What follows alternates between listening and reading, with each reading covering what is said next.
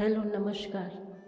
मैं श्रीमती अनुपमा श्रीवास्तव देश की किसान समस्या के बारे में कुछ अपनी बातें कहना चाहती हूँ। मैं अर्थशास्त्री तो नहीं हूँ, लेकिन ये समस्या मूल रूप से आर्थिक समस्या है।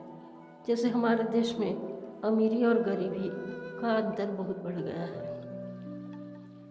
किसान जिस प्रकार से खेती कर रहे हैं, बड़ी मेहनत से कष्ट सहन करके, यदि उनको तकलीफ़ हो रही है, खास करके इसलिए कि उनको लागत भी नहीं मिल रही है, तो किसान का कहना वाजिब है।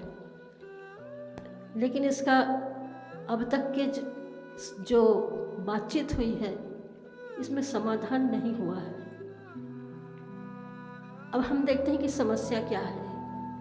किसान 3 कानून को रद्द करने की बात कर रहे हैं और एमएसटी की गारंटी चाहते हैं। दूसरा, किन्हीं राजनीतिक कारणों से शासन इसको कर नहीं पा रहा है और दोनों की बातचीत असफल होने से मामला चला गया है सुप्रीम कोर्ट में। सुप्रीम कोर्ट ने जो आदेश दिया है स्थगन करने का, और दूसरा ये कहा है कि आप सत्याग्रह के द्वारा इसका हल करो। तो अब प्रश्न उठता है कि सुप्रीम कोर्ट का निर्णय क्या किसान बंधु मानने के लिए तैयार है? इंदिरा गांधी जैसे शक्तिशाली लीडर ने भी सुप्रीम कोर्ट के निर्णय को स्वीकार किया था। अब यदि सुप्रीम कोर्ट के निर्णय को स्वीकार नहीं करते तो फिर आगे क्या है? सुप्रीम कोर्ट ने एक बात और कही है कि जो कुछ भी हल है तो सत्याग्रह के तरीके से करो।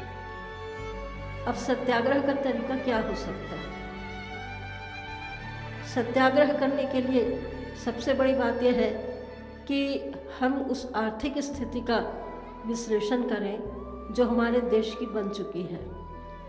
इस विश्लेषण का काम अर्थशास्त्री ज़्यादा अच्छे से कर सकते हैं। और दूसरी बात कि आर्थिक व्यवस्था यदि खराब होती है तो देश की परिस्थिति भी बुरी होती है।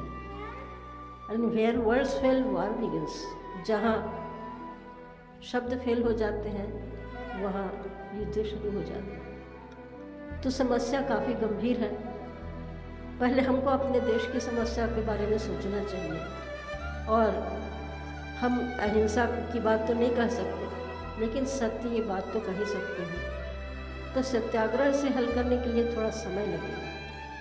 यदि जनता इस सब को भी नहीं मानती है तो हमारे यहाँ डेमोक्रेसी है, और जनता जनार्दन चाहे तो कानून, संविधान, शासन सबको बदल सकते हैं। लेकिन कोई भी चीज़ को बदलने के लिए समय चाहिए, और ये समय जो है कोर्ट ने दिया है या कृषि मंत्री ने दिया है, तो शांतिपूर्ण ढंग से इस पर विचार करना चाहिए, सर्वेक्षण करना चाहिए और अंत में जनमत से करना चाहिए।